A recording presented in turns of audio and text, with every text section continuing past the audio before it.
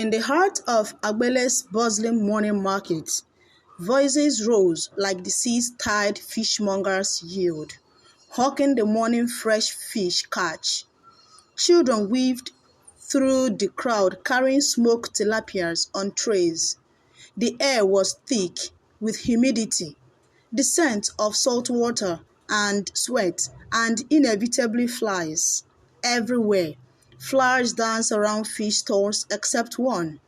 Mama Efuseton's fish stall, tucked in one corner near the ancient bamboo tree, remained pristine. Her fish plump, golden and glistening, sat untouched by even a single insect. "Flies no dey touch her fish," one woman whispered. "She don go meet the gods," another said, under her breath. Yet, day after day, her fish sold out before noon and the mystery grew. Agbele's women feared her, envied her, and needed her. Her fish sold like blessings. No one could explain it. Some claimed she anointed them with secret oils. Others said she once drowned a man for mocking her. "She must be using juju," hissed Iyatiti, whose fish spoiled by midday. How can flies keep raw fish unless something else they repel them? But when anyone asked Mama Efuseton, she do only smile, revealing gold-plated teeth, and say, "Not everything is for your knowing."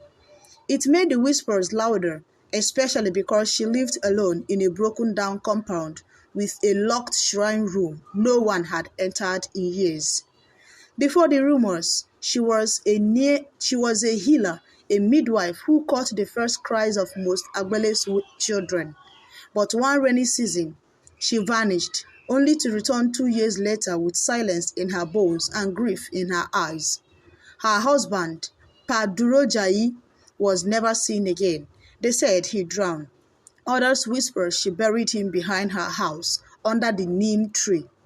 One thing was certain. When she returned, she started selling fish, and the flies stopped coming. Tolu, 17, and Fiery couldn't resist a mystery. Mama Efuseton's store fascinated her. Unlike the other sellers, Mama never shooed flies. She didn't even fan her fish. One twilight, Tolu followed her from the market. Mama moved slowly, but deliberately, past the market, through an old forest path towards the neglected part of Agbele where no one dared to tread. Mama opened a gate overgrown with vines and disappeared inside. Tolu crept closer and peered through a crack. Inside, an eerie light glowed. A clay pot steamed. Something hummed like a voice caught in the wind. And in the middle of it all was a shrine with a human skull mounted at the top. Mama Efuseton kneeled before the shrine, whispering to something unseen. She poured liquid blood, perhaps into a calabash. Then she took dried fish from a black basket, placed it on a mat, and uttered words Tolu couldn't understand. That night, Tolu couldn't sleep. Her dreams were filled with fish swimming in crimson water and eyes watching her from the shadows. She didn't return to the market for days. Weeks later, she returned, but not as a buyer. She wanted answers. "Why do flies never touch your fish, Mama?" she asked boldly. Mama Efuseton looked up. "Do you know what it means to feed the dead?" Tolu blinked. "No." Mama's eyes glistened. "My husband wronged a spirit. I begged him not to fish from the forbidden river. He did. The spirit demanded a price. I offered my womb. I offered my youth. I offered my blood."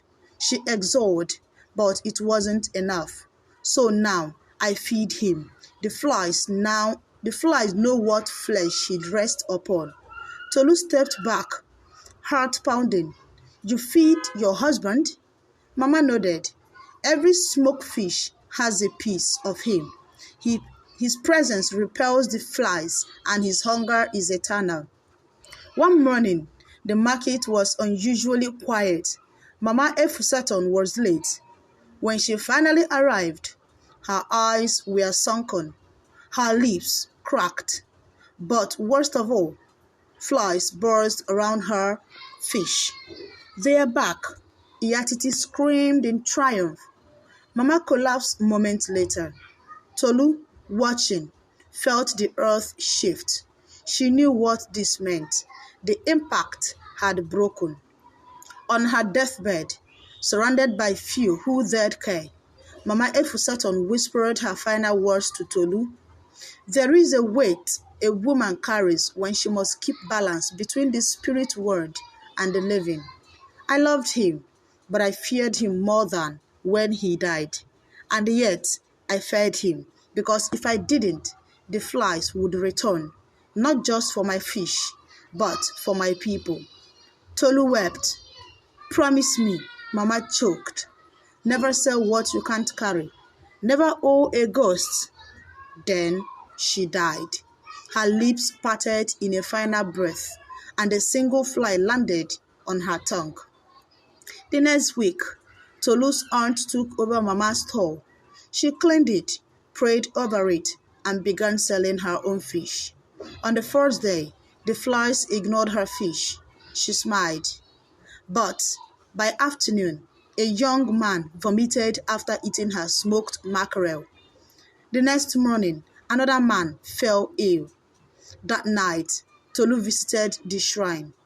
The skull was gone, but on her doorstep the next morning lay a single dried fish, still warm and without flies. Tolu began dreaming of fire, of red rivers, of voices calling her to feed them. Mama's warning echoed louder each night. Eventually, Tolu left Agbele, but stories spread of another fish stall in the next town, one where the fish never attract flies, and no one never sees the seller at night. Never envy what you don't understand. Sometimes the price for peace is one you never see paid. There is a reason some food doesn't rot. Not all blessings are divine.